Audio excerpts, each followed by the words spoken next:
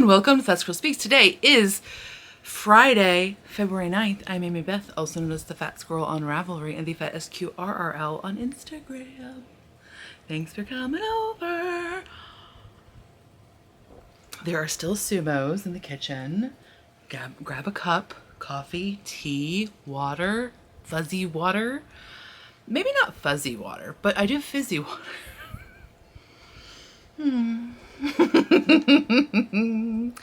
I have lots to talk about today. I have some knitting. I have a little finished quilt. I have a little other sewing thing. I have some planning that's been happening. I've been reading some books. So all of the things that we're going to talk about. Because it is a conversation. I hear you. I hear you across the miles. This is not hand knit. This is a thrifted, I think it's an LL Bean vest from, I don't know, from the tag, I'm guessing like 90s, but I could be wrong. Which, you know, seems like 10 minutes ago, but is really 30 years ago. Right.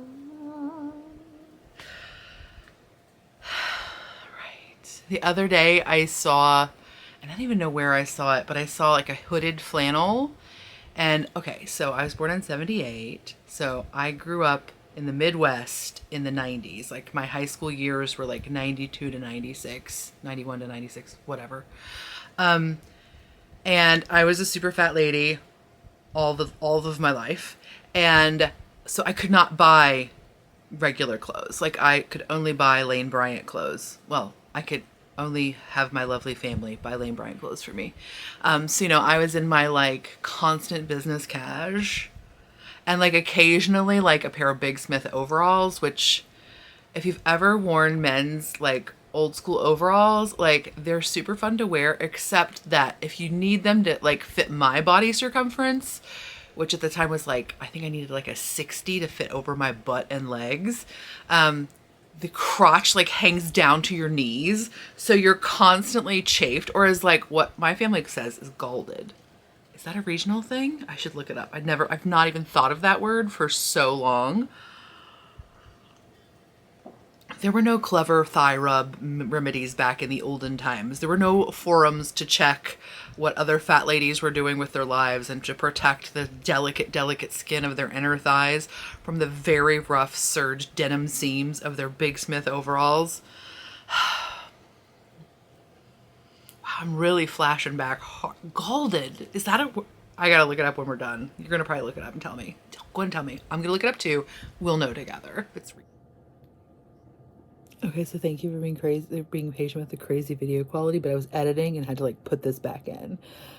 So I swear we said galded, and it was always specifically your thighs being chafed, and I don't know, but gall is a totally thing, and now it makes sense. I know I've heard like, ooh, that really galled me, because gall means to make sore by rubbing. The straps galled their shoulders, so just to type back in. It's not like the mango phenomenon. It is a real word, but I do think we like added an extra ed on the end. There you go. It's regional. It probably means something totally different. Like again, I grew up thinking green peppers were mangoes. Well, green peppers were mangoes. Like that's the word we used for green peppers. I did not know what a mango was. But it was a green pepper. But this is a very circular thing that's happening, but I'll stop. I'll break the circle. We'll get out. Where was I going with that? Oh, I saw the hooded flannel and I really had this like deep nostalgic longing to own the hooded flannel because I couldn't get one when I was in high school. Like grunge was the thing early in my high school years. Like maybe not freshman, but definitely sophomore year. And like all the cool girls were wearing them and not I, said the little red hen. But without any sort of like self-righteous, I did the work, just like in a sad way. So I had this intense nostalgic need to buy the like wardrobe of my fat high school girl longing. I did refrain, but who knows? I might break down. I was just listening to this Throughline episode. Like occasionally I just like, I'm never other than maintenance phase, I'm not, and I have to listen to every episode of this audio podcast kind of person. Like, I love lots of different like ologies and completely arbitrary. Like, there's lots of different. There's one about bike. Anyway, so there's lots of fun podcasts in the universe. But I'm not like a super religious listener to any of them. But sometimes I get on a kick where I'm like, I can't deal with nonfiction because it's too much thinking, and I can't deal with fiction because it's too much feeling. So I'm just going to listen to like some podcasts because somehow they tend to kind of find a place in between those two things. Like, they're a little thinky, but they're not as complex because it's material that can be presented in like 45 minutes to an hour versus, you know, a 20-hour audiobook. And they make me have feelings, but it's usually not about myself, but sometimes it is. Anyway, so I started listening to like a block of Throughline episodes. And I was listening to one that was called, oh, and now I can't remember what it was, but it was Nostalgia is in the title. And talking about the history of nostalgia, fascinating. Nostalgia was actually first presented as like a disease of the mind because it happened when soldiers went to war.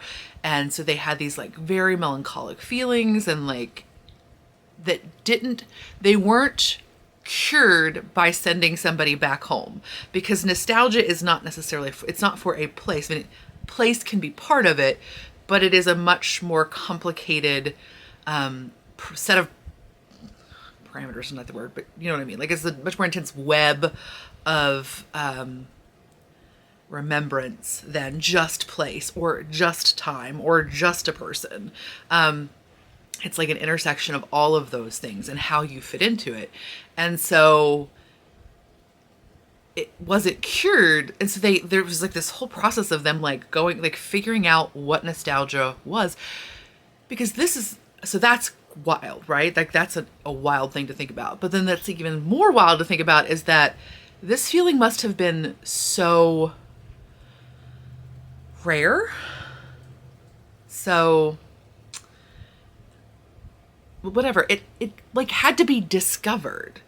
Like, this, like, it's not something that has just evolved with us through like the olden timies. This is a relatively new feeling because like things didn't change so fast. And so nostalgia like now happens on an even tighter cyclical schedule. Like, we are nostalgic for things that are even less separated from us by time than, for example, we would have been in the 30s or the 40s or the 50s. Anyway, it's a great episode. It's on Throughline, and nostalgia is in the title. So if you Google nostalgia Throughline, you'll find it, because I did look it up for somebody else, and now I can't remember what it was. There's too much stuff in my brain. But it's a really good listen and an interesting thought exercise that I would love to talk to somebody about, because I'm sure there are like holes in this thought experiment that I'm not seeing because I'm just like wrapped up in how interesting it is. In terms of like, oh, well, no, they didn't use the word nostalgia, but like there are these things that occurred in, like, you could see these things in history and like literature that do mimic that, but maybe are not exactly, whatever. It's interesting. We should kvetch. But anyway, nostalgia, hooded flannels. Okay.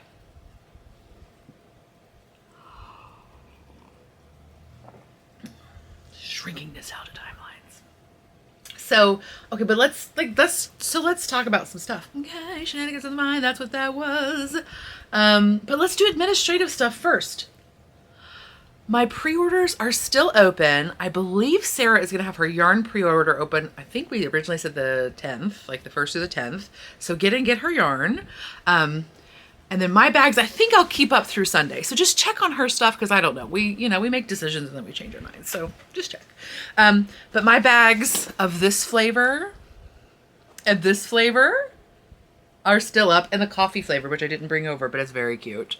I'm going to leave mine up through Sunday evening. So if you're interested, there are pre-orders, so you won't get them. I'm trying to get the turnaround in about 4 weeks this time, because I had hope that this would be a popular fabrics. I ordered some ahead so I could be working on them until the final order comes in. And then of course, Sarah's yarn, which I'm currently working on. I'll just go ahead and show you this project now since here is Sarah's yarn. She's another crafty girl. She does amazing yarn. I mean, look at those semi-solids. Like, come on, tonals. I don't know the difference. How gorgeous. And like full, like, wouldn't this be like the best sweater vest? Like, oh, old timey. Remember, I'm gonna watch Restoration Workshop. Is that what that's called? I'm gonna smoke a pipe. Meow. Meow. I don't know why that's the noise that goes with it. But I think it's beautiful. And so that's another crafty girl. I got her sport base, but she has several. She has a sock, like a fingering weight base, etc. The strong sport is 80% superwash merino, 20% nylon. I love it. It's a 3-ply and it's great for socks, and you can sort of like, for me, I can sort of justify it like, oh, I don't have that much sock yarn or sport yarn in stash. And it's easier to knit sport socks. And then I don't knit them because it's so pretty. I just want to leave it on the shelf and be like, these are the Hummel figures of my life. I'm collecting a collection of Sarah yarn. But so I went back and forth quite a bit on what I was gonna make with it, and I finally decided, like, look how cute. So this is what I would call a granny stripe cowl. There is no pattern. I'm knitting or crocheting mine with an E. Prim does not leave my metrics on there. I apologize. I'm crocheting mine with an E hook, and these are just all double crochets, US double crochets, just like you're doing a granny square, except you just do it in a stripe, a stripe. And isn't it cute? And like, look how sweet it is. I'm gonna end up unraveling it because I'm just an animal. Isn't it so homey and cute? I think it'll just be like a super fun little cozy, but not so hot, not so warm. Just like a sweet little thing. Just like you, a sweet little thing. Right, and so what I did is I just alternated, like, so there's the green semi-solid, and then I did the multicolor, and then I did the brown, and then I did the multicolor, and then the green and the multi. So I'm using 50% multicolor, and then the other 25% green and 25% brown.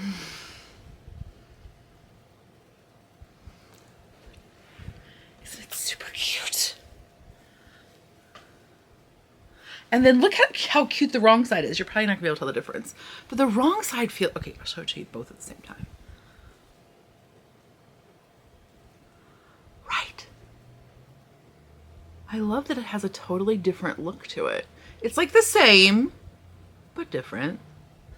So I went back and forth a lot. I just started to do like a brick stitch where you do like basically like the double crochet grannies, except every other row you do a single crochet like in this hole, right? So you do like a single crochet, chain 2, single crochet, and then you do your triple crochet or your triple double crochet cluster in that little chain 2 space. So basically it just fills in these little holes with a little single crochet.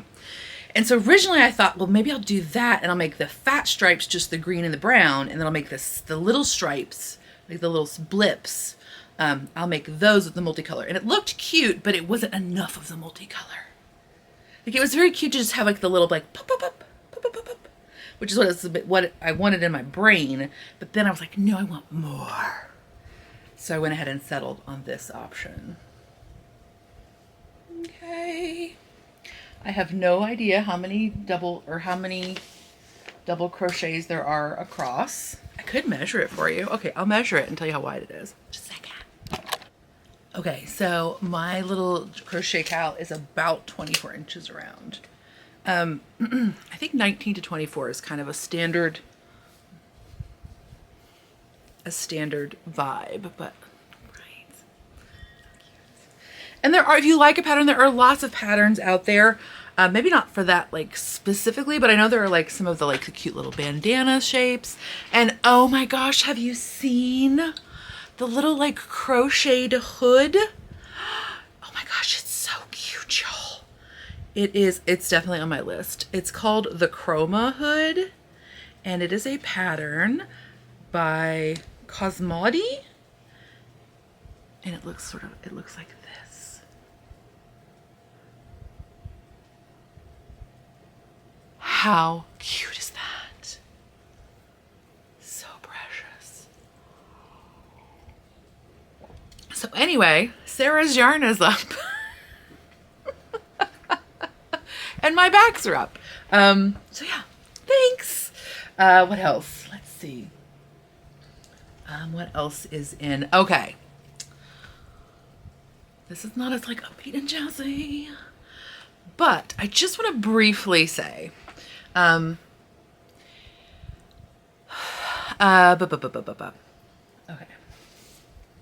Do I talk about that? I guess I could sort of talk. I don't know.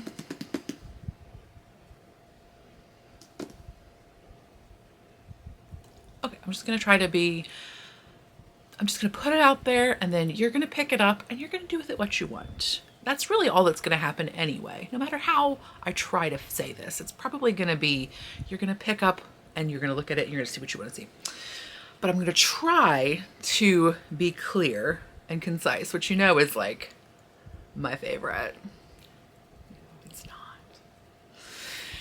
Okay, so, over time, and it seems like especially in the last few weeks, I have posted a couple videos of me like on Instagram or whatever, like in some new makes, like my Sylvan jacket, and I just finished a sweater by Jacqueline Cieslak, and it's not just that, it's other things too, but I just want to briefly touch base. Just gonna touch base. And this is kind of like the teacher like having a fit at the whole class because one kid is acting up, but like sometimes you're just like, I can't just talk to that one kid because they're in space and it's not just one of y'all. So if you have commented on somebody's body changes and then not cringed about it, we need to talk. If you do not comment on people's body changes, then you can just skip ahead to the next section. Go ahead. Okay, the rest of us, let's just have a little tete-a-tete. It's really not okay to comment on people's body changes. I get it. I am from a generation raised by another generation where the number one topic of conversation, especially amongst women, was all about our bodies and what we were thinking about them and how we were trying to change them and like what things we were doing with our diets and what food we were eating and all of this stuff. And that was just like a default conversation that happened. And just like the fish doesn't know that the water is wet, I didn't even recognize it until much, much later in my life. But once you start to pay attention to it, it's kind of startling. And part of that is that I think for again, especially women of my age and a little bit older, I feel like it is the best compliment that we have been taught to give is that somebody's body looks smaller. It's like the highest praise we were taught to give. There's a multitude of reasons. That's not what this is about. But like, let's just stop and think about it. Do we really want to keep doing that?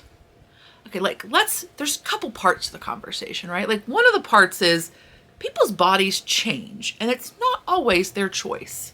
And sometimes people's bodies get smaller because they're grieving, because they have an eating disorder, because they are struggling with eating disorders, because they are unwell.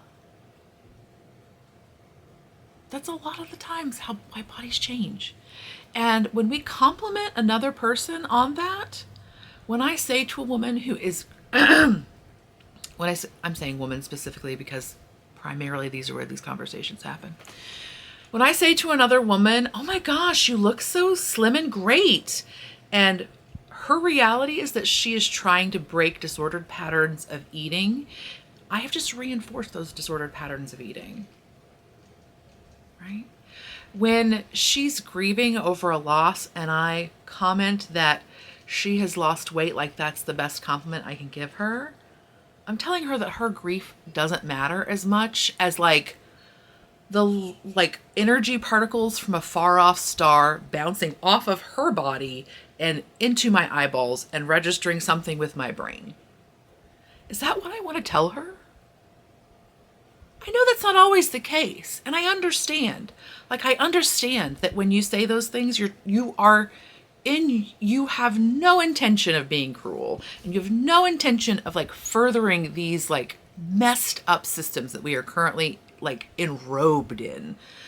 But that's what's happening. So that's one part. Another part is just like, it's boring. Like, let's just stop. We've talked about it enough. Let's move on to other things. So if you're having trouble like breaking those patterns, I think a great way to break them is to Google like how to compliment somebody. Creative compliments for people. And it's like, I know it sounds kind of silly, right? But when you're like maybe a little spectrumy and you have to like study how to work in the world, that's not an uncommon thing to do. So, you know. But like Google them and then like have them in your pocket so that when you see somebody and you're like, what you really are meaning is like, your energy is just making me happy. You can say that instead of, that pantsuit is very flattering on you, Jane.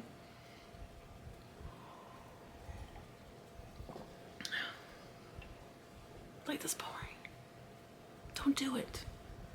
So usually when people comment like things like that about my body, I generally try to just be like, just Google why maybe it's not okay to comment on people's bodies. Or I Google on like, or, a little comment like, maybe Google like what are other kinds of compliments to give people.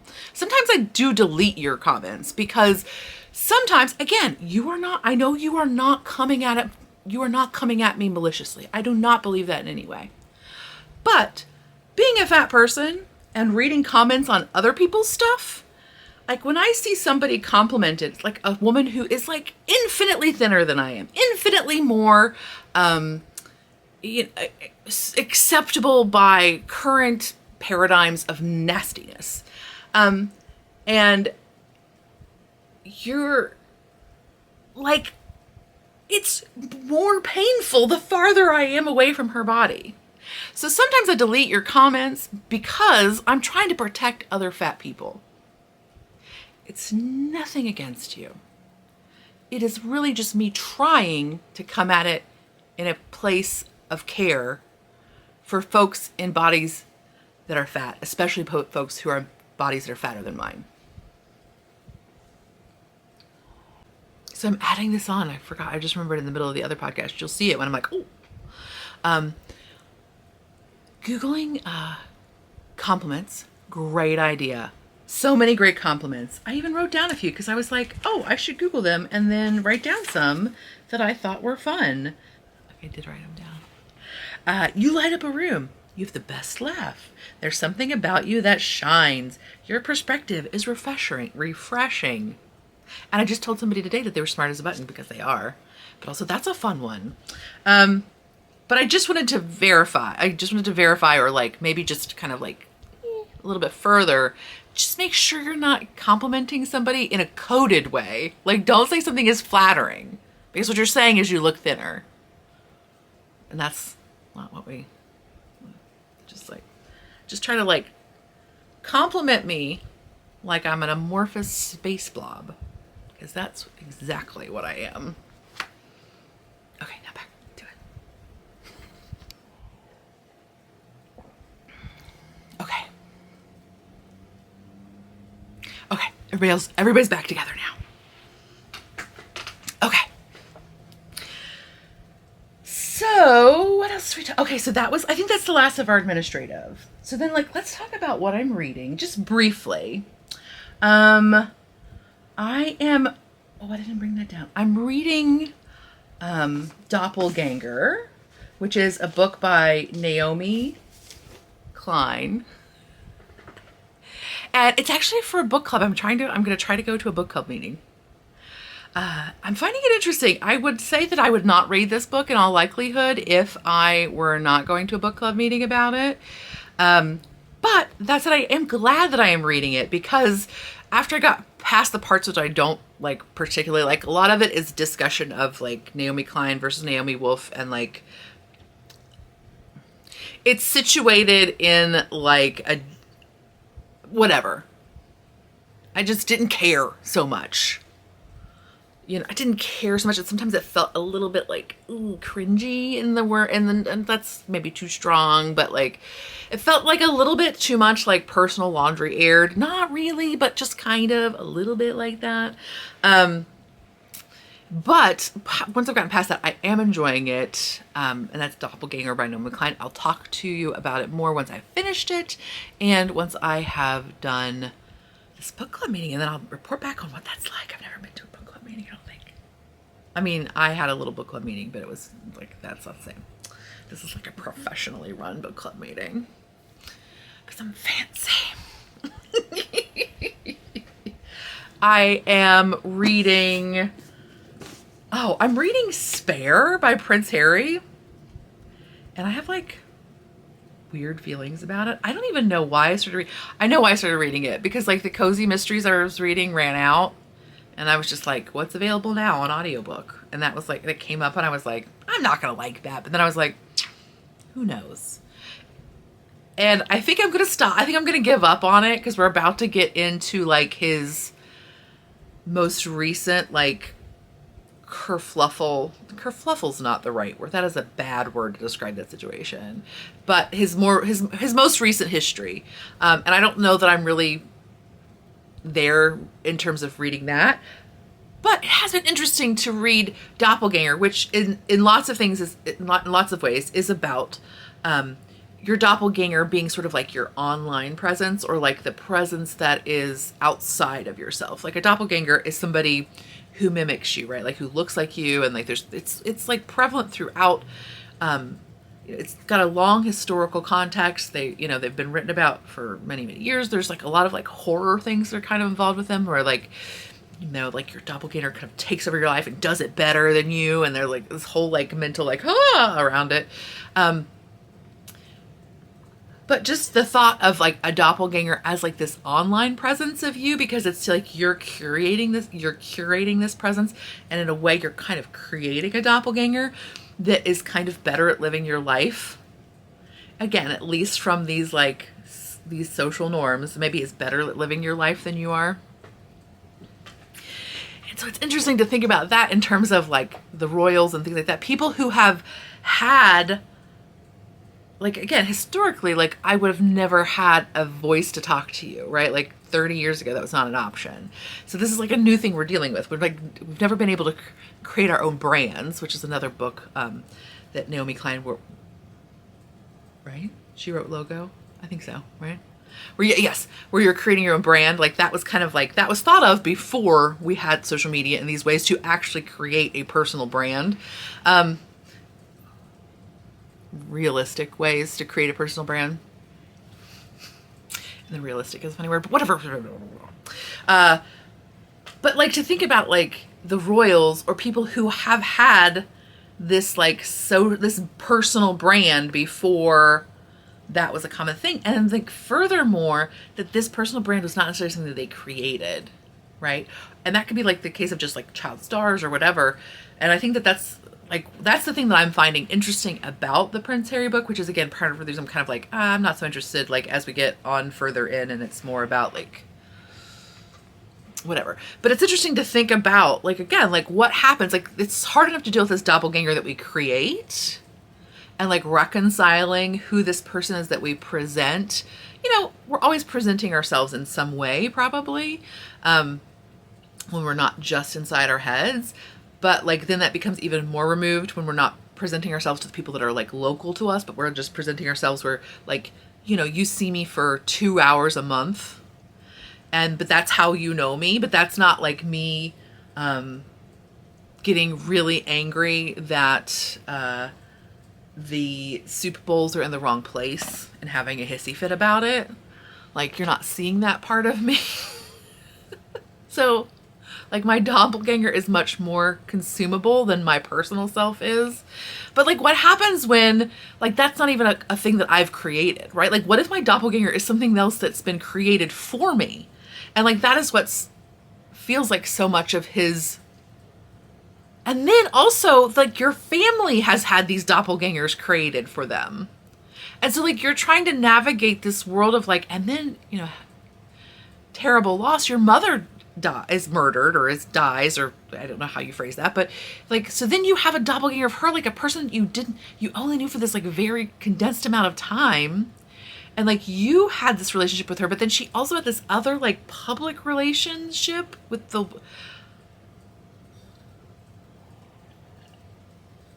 So it's just an interesting lens to look at that through, is like this thought of a doppelganger. And like, again, the doppelganger that you create for yourself versus one that's created for you. And so, and like, yeah. So that's been fun. Big the brain. I'm also reading Unshrinking, which is How to Face Fat Phobia by Kate Mann. She's the author of Down Girl and Entitled. She is a professor of philosophy at Cornell. Yes, at Cornell. And this is the first book of her, like this is her first work that I think I have that I have read. And I had a little bit of trouble getting into it. I started with the audiobook. And I'll be honest with you, sometimes it's hard for me to read these books as a fat person. It feels like I'm so thankful for these books. Like I say these books, like this book, Audre Lorde, Roxane Gay, Fatso by Marilyn. Is it Marilyn Wan? I'm sorry, that one is an old timey one. I'm so thankful for them, but sometimes they're really hard to read. Like sometimes it feels just like scratching this like unhealing wound that you're just trying to tend, and you're trying to like be gentle with, and you're trying to like heal, and like this is debriding the wound, right? Debriding. Yeah, right? Shout at me, I'll hear you later. Debriding the wound, like it's very painful. It's really hard. You do not want to do it sometimes. But it's necessary for this healthy tissue to form, right? It feels like that a lot.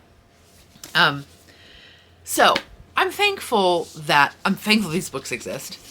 I'm also really thankful that y'all are here and y'all are interested in hearing me talk about books that I'm reading and like little silly things I think about. Okay, I'm not going to degrade myself.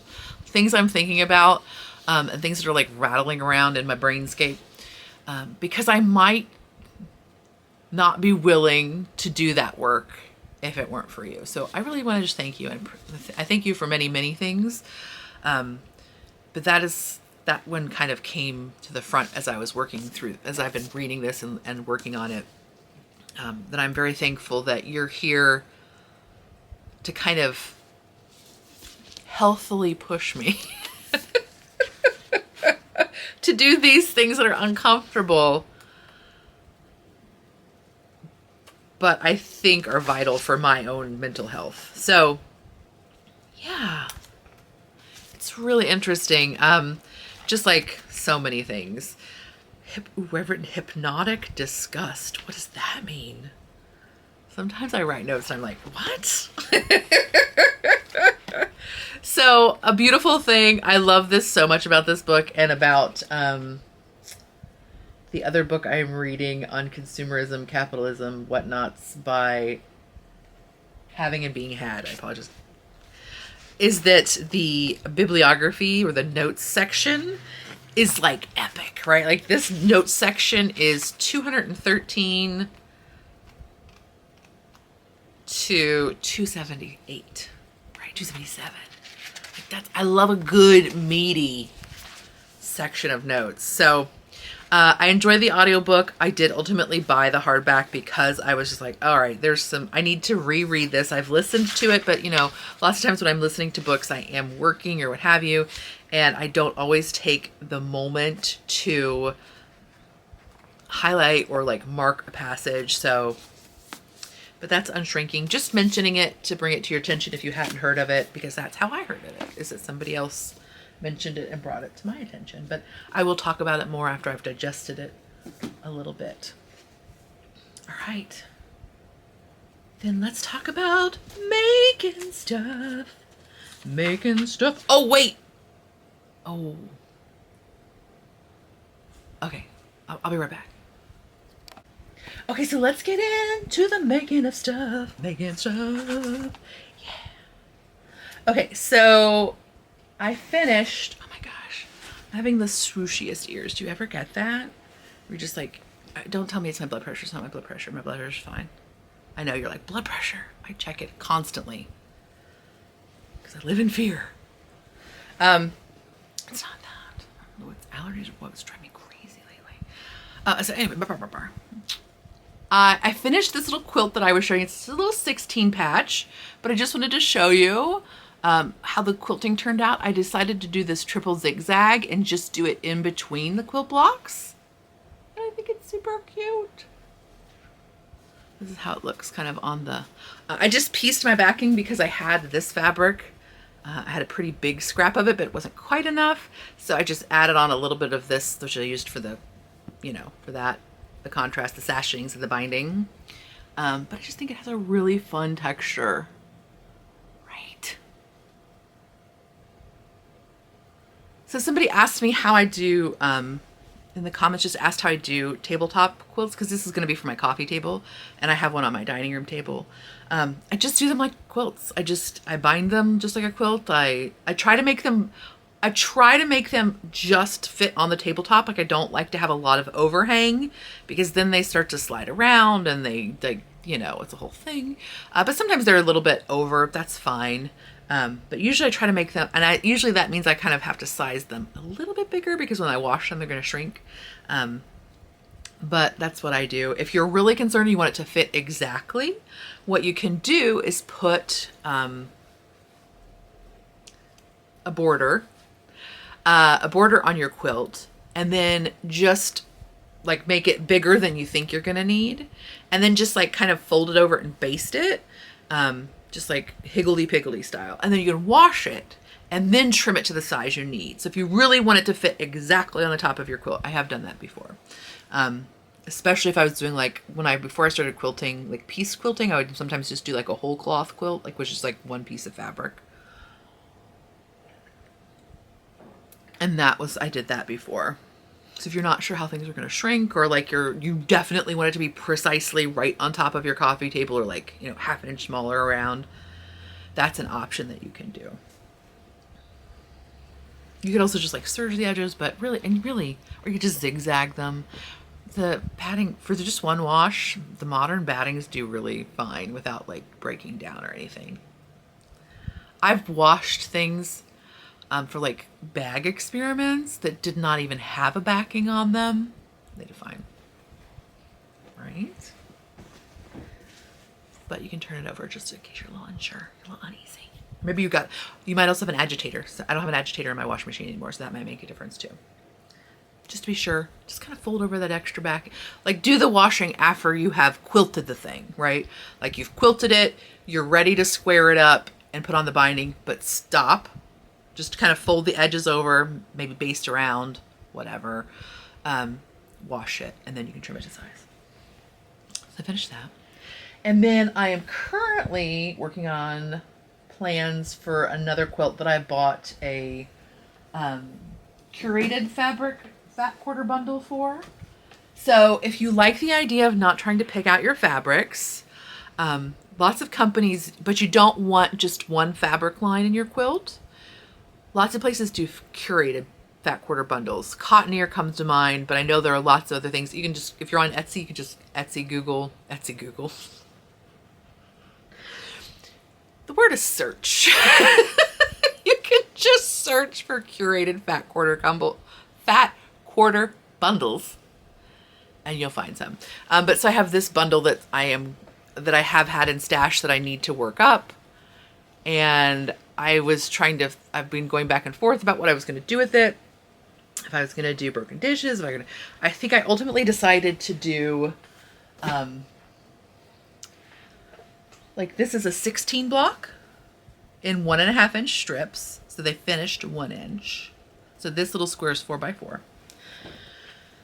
I was trying to decide, I knew I wanted to do bigger than a 4 by 4 square because it's going to be a bigger quilt. It'll be probably like my bed size. And so I was trying to decide what I wanted to do. So I did a couple of experiments. These fabrics were just scraps. This is a 36 block. So it's 6 by 6. And this is using 2 inch strips, which finish, like this square is 1.5 inch. And actually, I really like this. 2.5 inches is a little bit big. I like it. I have a quilt, the quilt I have on my bed now is the one that I did not too long ago with like this like softer colors. And it has 2.5 inch strips, 2 inches finished blocks. And so I thought I would actually really prefer the 1 inch, but I actually do like the 1.5 inch finish. So here's, both of these are the same number of squares, but these are 1.5 inch strips, which finish to 1 inch, like each little square is an inch. This is 6 inches finished. This is 9 inches finished. And I think I really like it. So I think I'm going to do just like a 36 block quilt. Why not? So that's in my pipeline. I will confess, I broke down and bought one of those Stripology rulers. It's coming today. Oh, I'm so excited. My quilt stores don't have them. It's like a pretty big ruler that has strips, like slits cut into it so that you can cut all of your strips without moving your ruler. Does that make sense? Kind of like having a stencil. It's not at all necessary. And we're just curious to see how it'll go. Especially doing like the 1.5 inch strips. It's like a lot of strips, yo. Because I think I did the math for a bed size quilt. I have to have like 19 pairs of fat quarter or of half yards. Because that's a lot of fiber cutting. So yeah, so that's in the works. And then oh, and here's another thing that is in the works. It's not finished, but I did want to show you too. This pattern is called the Open Up Pouch, right? Nope, Open Out Box Pouch. And I am making it for a friend, and this is my failed one. Look how cute it looks. I'm so sad that it's failed. So it's like this little, and the zipper separates and it opens up. Right? How cute is that? So the outside you use like either the Annie's foam or like the Pellon foam, which I don't love because it stinks, which I'm pretty sure means it's gonna kill my brain. Pellon, don't sue me. And then the inside uses an interface that I've never used called Shapeflex, which is really nice. I think I'm gonna start using it definitely for my garments. I don't know, it's a cotton instead of a polyester. I think if I were to make this again, I don't know that I would use the foam. I think the foam is like a little bit overkill, especially there's 2 sizes of this pouch. There's also a smaller one. I don't know, I can't decide. I'm gonna do it. I'm gonna do another one. Because the reason I don't like this one is that I didn't do what the pattern said. The pattern said to sew the zipper in with a 1/4 inch seam, but it like made the zipper so wide looking that it looked kind of unprofessional to me. But there was a reason, and that's because if you sew this zipper in closer to the zipper teeth, there's a lot of stuff in there that wants to get stuck. Especially this right here, like this little like cute gussety thing. So I don't like the fact they have to fiddle with it trying to get open. But isn't that clever and cute? So yeah, I'm excited. When I was making it, I was like, I'm never making another one of these. They're stupid. But now I definitely want to make a couple more because I want to A, get better at them, and then B, try a few things out that I think might work for me specifically, like just for me and my style of working. But it's nothing to do with the pattern. It's just, you know, we all are different in how we approach things. So that is that. I'm going to be working on more of those. Then, okay, so then let's actually talk about woolly stuff. Oh my gosh, by the way, I'm having like this really intense need. I have to show you. Okay, so on Instagram, and then somebody pointed out to me on the Fat Squirrel Discord group. So if you're a patron of the podcast, you are welcome to join the Discord group. Somebody shared it with me there as well. That, excuse me. Okay, wait. Okay, here it is.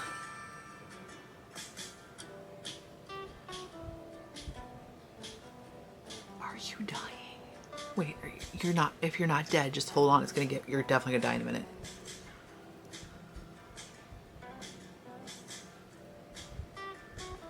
Wait, just wait. But also, wait. Yeah!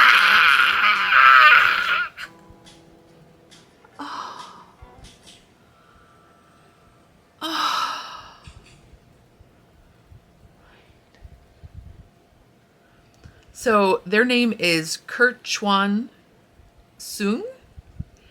Instagram handle is KerChuanSoong. Hopefully, Instagram says they've posted that they are going to put that they're working on a pattern. It's going to be a pattern that I'm going to buy and never make, but I'm still going to do it because it's amazing looking. So that has also put me down like a rabbit hole of like, I need to sew a million like overly complicated woolen toys for no children that I know. For me. Oh my gosh, I'm a hot mess. Have I sewn anything from that Wind in the Willows felt toy book I bought? No, I haven't. Collecting a collection, y'all. Patterns, yarns, craft supplies. No Hummel figurines. No Gucci bags. I collect the collection I like, I'm just saying. But does that like blow your brain out? Oh my gosh. Oh! Okay. I'm gonna change battery. I'll be right back. Okay, so let's talk about knitting. A while ago, I had crocheted slippers out of an awesome yarn that I was going to felt, and they did not felt. And so many of you were super kind and wrote in like, don't keep trying to felt them. They're not going to felt, and they're just going to be sad that you've ruined your yarn. And you were absolutely correct. So what I decided to do was knit these. These are the Recluse slippers. They are by Lisa Mutch. And I want to say this is a free I'm pretty sure it's a free pattern. They're knit in worsted weight held double, no seaming. And I didn't knit mine exactly like I was supposed to because I just didn't read the pattern correctly. So the pattern has more like a star toe, and I knit mine more like a sock toe, but like that's other than that. And the fact that my yarn was like a little bit chunkier, I think, than normal worsted weight. But look at my slippers. I know they don't look super cute when they're like this. Maybe you understand that they're super cute because they are. This is when they look slightly less super cute. But they look very cute on your feet. They look so homey. And they're going to go so nice with my crocheted cowl and my little sleepy frog bag. And I'm just going to cottagecore my whole life. But are they super cute? So this is yarn that I bought at Young's Dairy at the wool gathering. But I apologize, I don't know what the tag is anymore. But it's dyed with marigold and iron, I think. Isn't it cute? I tell you what, y'all. When I first started knitting, I hated garter stitch. But I am so glad that that is no longer who I am. I love garter stitch. It just feels so cozy. And like Elizabeth Zimmerman and I are going to have some tea and I'm going to wear these slippers. And I'm just saying. And like this yarn, this dye process is so like, doesn't this create the most beautiful, ugh. So anyway. I'm very pleased with them. And I know that they won't felt on my feet. They won't full on my feet. Because they couldn't full in the washing machine. Which again, if you remember, I did have this suspicion that they would not actually felt because they're full. Because they're Dorset horn yarn, and Dorset is a down breed, and they just do not typically felt, which is usually a good thing. Like, usually that's what you want in a socky kind of thing, but it was originally why I bought it. I just went off brand, I don't know. Okay, so then I also finished, oh, I'll put a picture of my body in it here.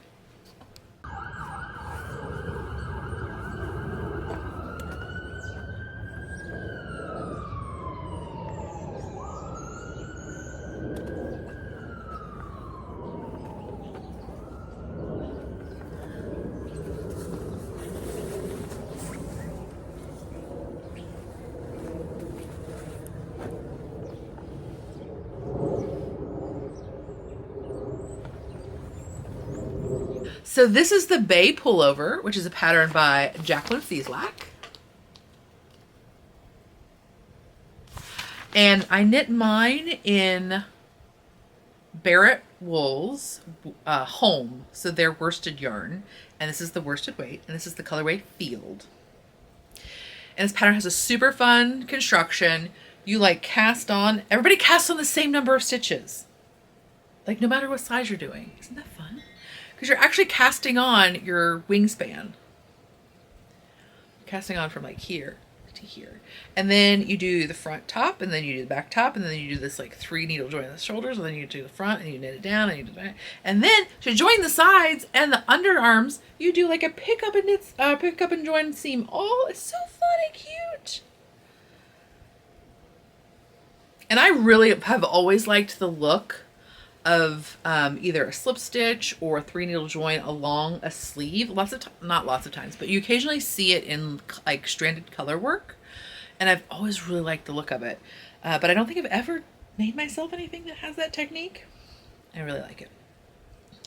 So I did a few things differently, but that's because my gauge was a little bit different. So the pattern is written for 16 stitches to 4 inches, I want to say. Yes. And I got 18 stitches for 4 inches. So, I did a few things differently, but what I did is I measured what I did so that I could show you that. Part of it is also, I had just finished another sweater that has like this sort of dolman construction, and I really hated how tight it was here. I have proportionately like very big arms, and so I didn't adjust that in the sweater that I had recently completed, and I'm going to have to take it apart and redo that because I hate having that sleeve be tight. I just do not like the way it feels at all. So it's a combination of like how it should fit and then also just my own sensory self. So I was very conscious of that when I was working on this one. So I had a slight gauge difference. And blah de blah. Okay, so I would normally have knit a 54-inch bust probably, which is like a size 5, which means that my sleeve cuff circumference would have been 12, which is what I did and ultimately have. But farther up the, but I decreased to get to that because I needed more ribbing. You can see that there's quite a bit of difference. So as the pattern is written for my size, this would have been 12 inches. Wait. Gee. This would have been 12 inches. Okay, because the length is 12. Okay, so that would I ended up having to knit more stitches here, like more rows here to get this to be deeper, but it must have just been because my gauge was funky. This length, it was also a little bit longer than was written in the pattern. Again, bodies are different, and we like things to be different levels of cropped. Mine is 5 1/4 inches from like the underarm to the hem. And my depth here, which is on the pattern, my depth here is different. So my depth here is about an inch more. So this is an inch deeper. The sleeve, like the body, is about an inch deeper. Oh, it's a barrette. Okay, I had my hand up there and I was like, why is my hair wet? What's going on? It's like, when you live in an old house, you just live in constant fear that the roof is leaking. It just doesn't matter. Doesn't matter what's going on. Just anything can send me into like a total panic that there's water coming out of the ceiling.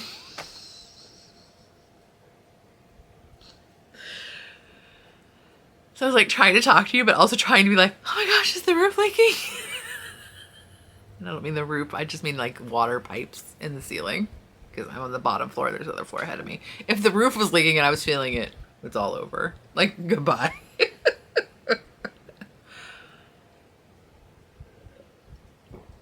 But yeah, and I like that she frequently does like an unfinished, that's not the right word, but like she doesn't go back and put ribbing on her necklines and a couple of sweaters I've made that she's made. And I'm always like, doesn't they look great? They look fine. So yeah, I think if I were going to make it again, I would probably make this a little bit deeper of a scoop. But again, that's just me personally and how I like things to fit and feel.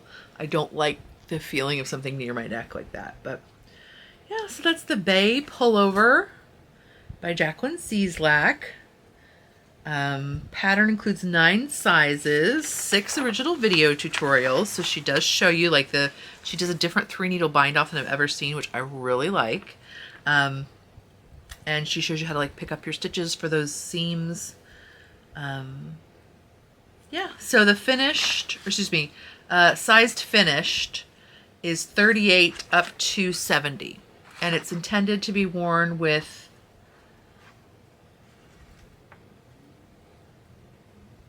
ease. Anything from 6 to 20 inches, which is I usually kind of like 4 is where I kind of top out. But this actually does have a little bit more like 6 inches. And again, it's even more because like really at the bust, which is my widest point, like you have your sleeve openings. So it actually even has more ease than that just because of the construction of like that dolman sleeve. So yes, I would definitely make this again. In fact, I was thinking about it just the other day about thinking about doing one in garter stitch. I think that would be really cute. Would it be cute in garter stitch? As we've discussed. Okay, and then I showed you my another Crafty Girl project. And then I did not cast on this pattern, but it's inspired by this pattern. So inspired by the Ystava by Jonna Hietla, Hietala. Hietla.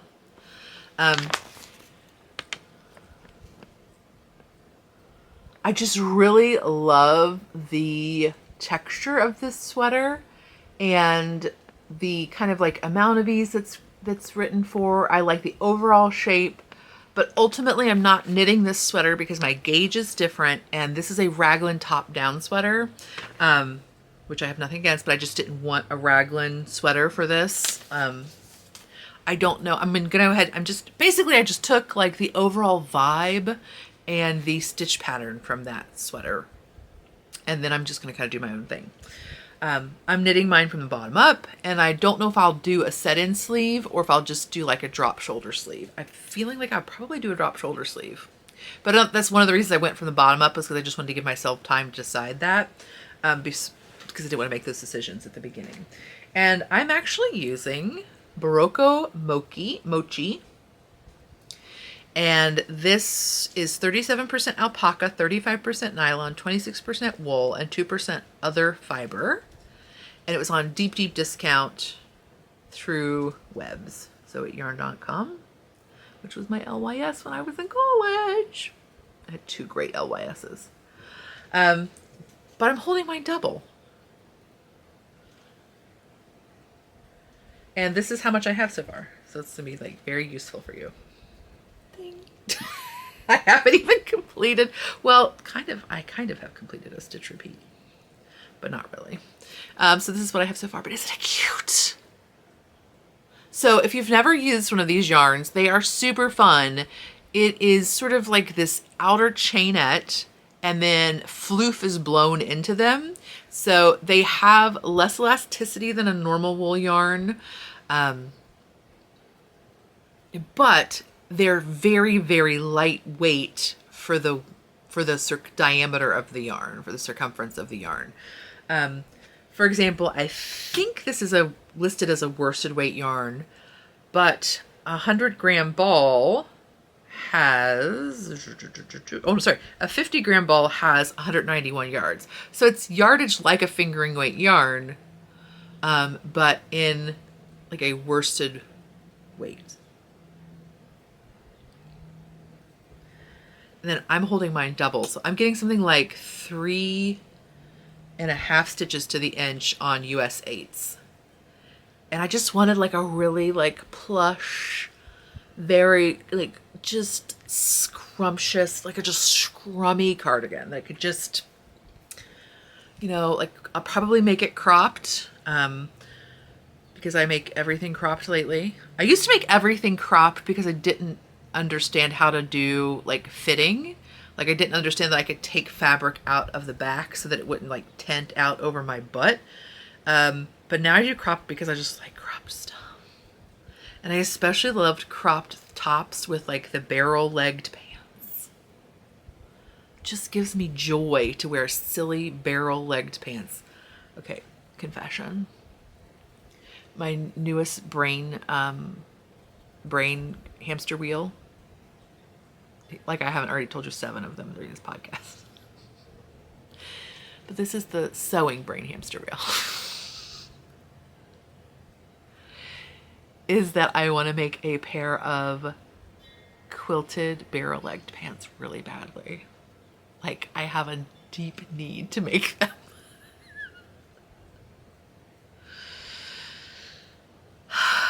I don't think I'm going to make them pieced. Like I don't think I'm going to make them like a pattern. I think they're going to be like a solid fabric, or like very minimal piecing, like maybe like a Cotopaxi stripe sequence or something on there. Or just like maybe a few squares in like a fun contrasting color pop. But I think the first ones especially will be just a solid. But they will be quilted, I think. And I think that will give me great joy. I don't know, we'll see. I have this like really like bright and like fun vision of these either like hot coral. I know, either like hot coral or like acidy green pants. I'm thinking Essex linen because Essex, Robert Kaufman Essex linen has like a good like corally kind of color that I would just normally be like, ugh, but lately I've been finding very interesting. Like it's like your kind of kooky great Aunt's lipstick, like right, like this she gets from Avon, like that bright coral that you're just like, who decided this is what color our lips should be? But you're like, go Louise, go. Like that kind of, or again, like that kind of like sulfurous, like yellowy green. And then like maybe just like diamond printing and get them like really, like I'm just going to use a super thin batting. Like I'm thinking I'm going to try one of those silk battings or maybe like a bamboo batting, but I'm thinking silk. But lots of the silk ones have bamboo. Like it's, by the way, bamboo is just totally synthetic basically. It takes so much processing. Like it just makes you feel better to call it bamboo.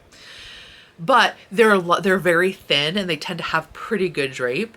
So I'm going to experiment. I'm going to start with that and then just see.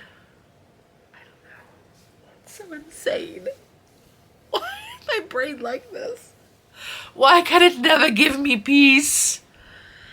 I just want to wear my slippers and watch my shows and wear my crocheted cowl and smoke my corncob pipe.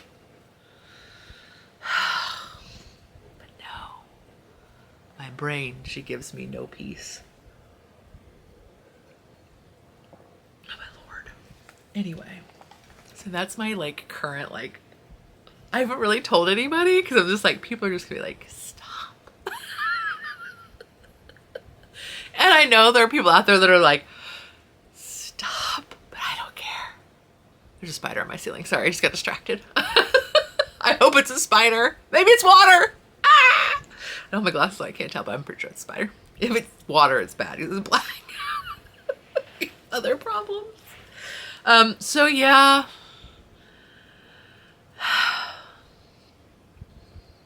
Don't get me wrong, I have definitely also considered making barrel-legged pants with this print and denim. Oh my gosh, that would be so cute.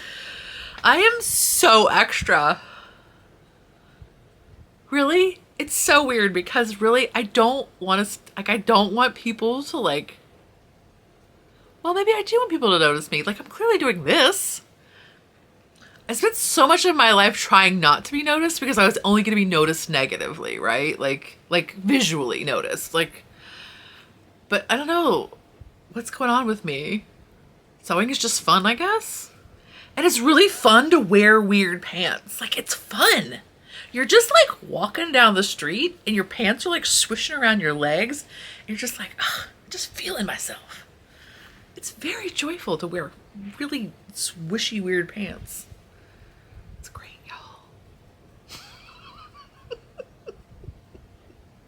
Okay, I guess that's all we should talk about.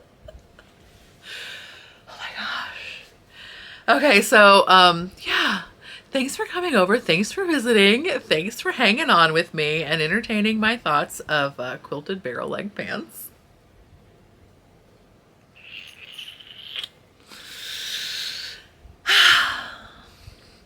And I will talk to you next time.